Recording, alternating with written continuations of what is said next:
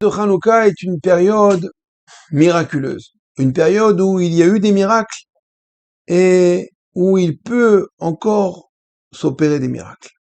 En effet, dans la bénédiction que nous allons réciter chaque soir, après l'allumage des bougies, nous allons dire She'asa Nissim la'avotenu bayamim hahem bazeman hazeh. She'asa Nissim, que tu as fait des miracles la'avotenu à nos pères, bayamim hahem bazeman hazeh, en ces jours-ci, en ces temps-là. C'est-à-dire que cette bracha, une bracha n'est pas uniquement une louange. Une bracha, c'est une tfila. C'est une tfila, et nous demandons à Kadosh Baruch Hu que les mêmes miracles qui ont eu lieu à l'époque de nos pères s'opèrent aussi en cette période-ci. Alors, c'est un peu étrange puisque nous avons une Gemara dans Masechet Ta'anit qui nous rapporte l'histoire de Rava, qui était un petit peu obligé, contraint par les autorités, de prier à Kadosh Baruch Hu en plein mois de Tammuz pour demander la pluie. Alors, faut savoir que demander la pluie en plein mois de Tammuz, c'est demander un miracle. Parce qu'en général, c'est vrai que en France, en Chutz La'aretz, c'est un peu différent, mais en Israël, de Pessah à Sukkot, il pleut pas. Il pleut pas, il n'y a pas de pluie. Et au mois de Tammuz, encore moins. Et au mois de Av, encore moins. Donc maintenant, lorsque Rava va prier, va demander la pluie, et il va voir qu'il y a une cause, la pluie va tomber. La même nuit, son père lui est venu en rêve, et l'a réprimandé d'avoir, entre guillemets, dérangé Hachem pour ce miracle, et il lui a demandé d'aller dormir ailleurs. De pas dormir dans le lit où il a l'habitude d'aller dormir. Et le lendemain matin, donc il dort ailleurs, et il retourne chez lui, dans sa maison, et voit dans son lit des coups de couteau. Et là-bas, on dit que le Malach Hamavet, l'ange de la mort, est venu pour le tuer, et Baruch Hashem, il n'était pas là-bas. Donc on voit que demander des miracles à Hashem, ça ne se fait pas. Et pourtant, nous voyons aussi, que dans le Shulchan Aruch, plutôt dans le Rama nous dit que si une personne, qui a oublié de réciter Alanissim, il a oublié. Alors le Rama nous dit qu'il pourra le dire, qu'il pourra l'intercaler dans les Harachaman. Harachaman, où là-bas nous implorons Hachem, nous demandons la miséricorde d'Hachem, la refoua, la parnassa, plein de choses.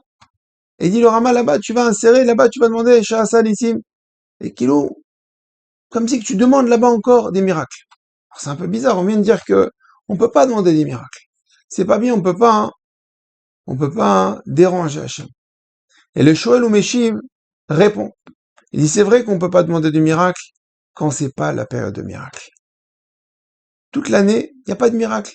On vit dans une période, entre guillemets, naturelle, alors on peut pas déranger Hachem. On peut pas demander à Hachem de nous faire des miracles. Mais lorsqu'on est à Hanouka, comme on a dit, on est maintenant dans une période de miracle. On est dans une dynamique de miracle. Alors le Raman dit, tu sais, c'est pas grave, si tu as oublié, tu peux rajouter dans le Rachaman. Tu peux implorer à Kadosh Baruch Hu, le rappeler, prier pour des miracles. C'est extraordinaire, c'est-à-dire que cette période de Hanouka est une période miraculeuse, où ça va être le moment, au moment de l'allumage, au moment des tfilotes, de demander Zrat Hashem des miracles, pour un zivoug, pour quelqu'un qui se marie, pour une refoua shelema, pour quelqu'un qui n'a pas encore d'enfant, pour tout ce que vous voulez, pour les enfants, pour le chinour, pour le shalom bayit, pour des choses qui ne peut même pas concevoir, que choses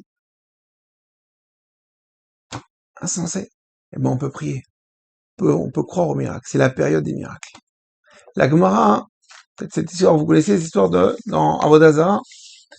Là-bas, Rabbi Meir, Rabbi Valanes, est parti sauver sa belle-sœur. En effet, celle-ci a été prise par les Romains et l'ont amenée là-bas dans une maison close, chez Mishpor. Et donc, il devait la sortir de cette terrible épreuve. Et là-bas, il y avait un garde.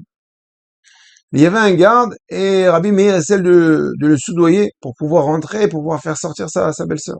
Et lui dit, non, c'est impossible, je te la fais pas sortir, on va me tuer. Alors, il lui propose de l'argent. Bon, il essaie les négociations, il lui dit, de toute façon, ça sert à rien, de toute façon, si tu me donnes cet argent, ils vont s'apercevoir que je l'ai fait sortir. Et si je l'ai fait sortir, ben, ils vont me tuer, donc cet argent ne me servira à rien. Et Rabbi Meir lui dit, écoute-moi bien. Je vais te dire une phrase. Tu dis cette phrase, Elaka de Rabbi Meir Hanani, et tu vas voir que on va te sauver. Bon, Elaka de Rabbi Meir. C'est-à-dire que le Dieu de Meir, sauve-moi. Alors il fait un test avec des chiens, il dit, regarde, il fait venir des Doberman, affamés, ils vont vers Rabbi Meir dit ça, et les chiens retournent de là où ils venaient. Alors le garde impressionné, il dit, bon d'accord, il croit en Rabbi Meir, et ils font le troc. Alors tout le monde pose la question, mais je comprends pas, normalement on n'a pas le droit d'implorer, on n'a pas le droit de rajouter le nom d'un vivant, d'implorer un Shem avec le nom d'un vivant. Comment tu veux dire Elaka des Rabbi Meir? On voit qu'avec les Havot, on a toujours associé le nom des Havot, Avram, Yitzhak et Yaakov, une fois qu'ils sont morts, mais de leur vivant, c'était pas possible. Alors comment Rabbi Meir a-t-il osé? Et là, Rabota, il y a un marcha extraordinaire. Le marcha nous dit comme ça, que lorsqu'on dit que, alors c'est le marcha qui pose la question, il dit quoi? Un tzaddik qui peut pas lier son nom du vivant avec le nom d'Hachem. Mais le marcha dit que quand Rabbi Meir, il dit au sage, il dit au garde, Elaka de Meir, le Dieu de Meir, délivre-moi. Il dit, c'est pas le Dieu de Meir. C'est pas le Dieu de Rabbi Meir, il parle pas de lui. Il parle de Elaka de Meir, le Dieu qui éclaire. De quel Dieu qui éclaire ici on parle? Aïe, aïe, aïe, extraordinaire, c'est un marcha extraordinaire. Elaka de Meir fait référence, en fin de compte, au fait que Hachem a éclairé les Bnei Israël à l'époque des Hashmonaïm. Par le miracle qu'il y a eu des Nérod de Hanouka à l'époque, Anani, par ce miracle qu'il y a eu, il y a, à l'époque de Rabbi Meir, c'était peut-être il y a 200 ans avant lui, et nous ça fait déjà 2000 ans. La cas des Rabbi Meir Anani, réponds-moi aujourd'hui. C'est-à-dire que Rabbi Meir va faire bénéficier le garde d'un miracle, d'une lumière, qui a eu lieu 200 ans auparavant. Alors ça, c'était pas pendant la période de Hanouka.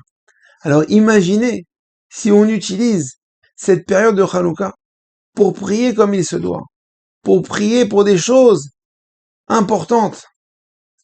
Combien on risque d'être, Bezrat Hashem, agréé et récompensé. Alors évidemment, en toute filote, des fois elles sont pas agréées, faut pas être choqué. Parce que des fois on demande des choses à Kadosh Baruch Hu, on pense que c'est pour notre bien, mais c'est pas pour notre bien. Et nous on a un devoir de prier. On prie. Après, si c'est bien pour nous, Kadosh Baruch Hu nous l'accordera.